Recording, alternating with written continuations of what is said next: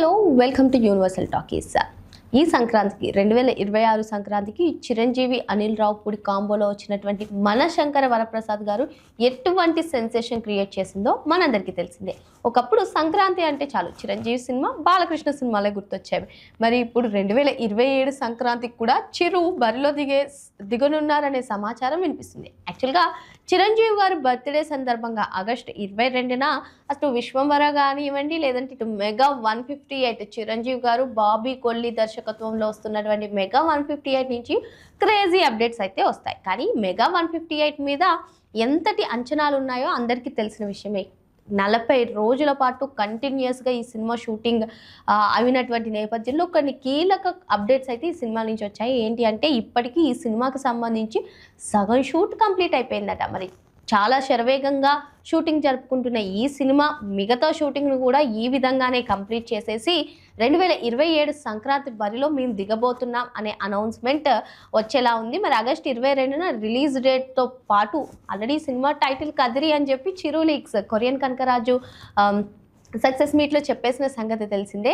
ఈ సినిమా నుంచి మెగాస్టార్ చిరంజీవి గారికి బర్త్డే విషెస్ చెప్తూ ఎటువంటి టీజర్ని రిలీజ్ చేస్తూ రిలీజ్ డేట్ కూడా ఇచ్చే అవకాశాలు ఎక్కువగా ఉన్నట్టు కనిపిస్తున్నాయి. మరి ఇంకా ఏం అప్డేట్స్ ఉంటాయి అంటే ఆగస్టు 22 వరకు వేచి చూడాల్సిందే. ఇంకా సినిమా విషయానికి వస్తే గతంలో చూసుకున్నట్లయితే బాబీ కొల్లి, అదేవిధంగా మెగాస్టార్ చిరంజీవి గారు కాంబోలో వచ్చినటువంటి వాల్తేరు వీరయ్య ఏ విధంగా సెన్సేషనల్ సృష్టించిందో అందరికీ తెలిసిందే. వింటేజ్ చిరుని చూపించారంటూ కూడా వాల్తేరు వీరయ్య సినిమాలో వింటేజ్ చిరంజీవి గారు కనిపించారంటూ బాబీని అందరూ కూడా ప్రశంసించారు. మరి ఇప్పుడు చిరంజీవిలో చాలా వేరియేషన్స్ ఉంటాయి. రీసెంట్గా జరిగినటువంటి షూటింగ్లో కూడా హైలైట్ ఇంటర్వెల్స్కి సీన్ ఏదైతే హైలైట్ ఉంటుందో దానికి సంబంధించినటువంటి షూటింగ్ కంప్లీట్ అయిందనే వార్తలు కూడా వినిపిస్తున్నాయి. మరి ఇందులో చిరంజీవి గారిలో చాలా వేరియేషన్స్ ఉంటాయి. సెకండ్ హాఫ్లో బ్యాక్ డ్రాప్లో చిరు సూపర్గా ఉంటారు అని చెప్పి కథనాలు కూడా వినిపిస్తున్నాయి. మరి ఈ సినిమాలో చూసుకున్నట్లయితే అనస్వర రాజన్ చిరంజీవి గారికి కూతురుగా నటిస్తుంది. మరి తండ్రి కూతుర్ల ఎమోషనల్తో పాటు యాక్షన్స్ సన్నివేశాలు అన్నీ కూడా సినిమాలో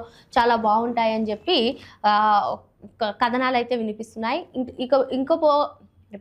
ఇటుపక్క చూసుకున్నట్లయితే నివేద పేతరాజు కూడా ఒక కీలక పాత్ర పోషించనుంది. చిరంజీవి, అనస్వర రాజన్ ఇద్దరు కూడా తండ్రి కూతురుగా, మరి నివేద పేతరాజు ఎటువంటి పాత్ర పోషించనుంది, ఇవన్నీ కూడా ఆసక్తికరంగా మారాయి. ఏదేమైనా అసలు సినిమా అనౌన్స్ చేసినప్పటి నుంచి కూడా చకచక షూటింగ్ అవుతుంది.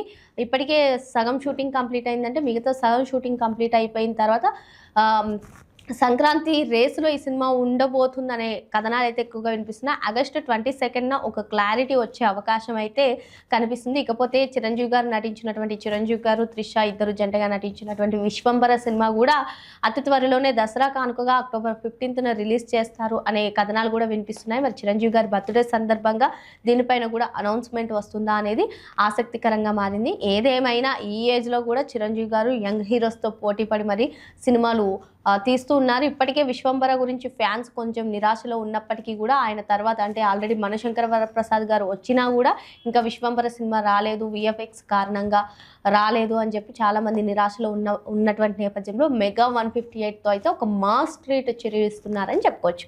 మరిన్ని లేటెస్ట్ అప్డేట్స్ కోసం వెంటనే యూనివర్సల్ టాకీస్ని సబ్స్క్రైబ్ చేసుకోండి.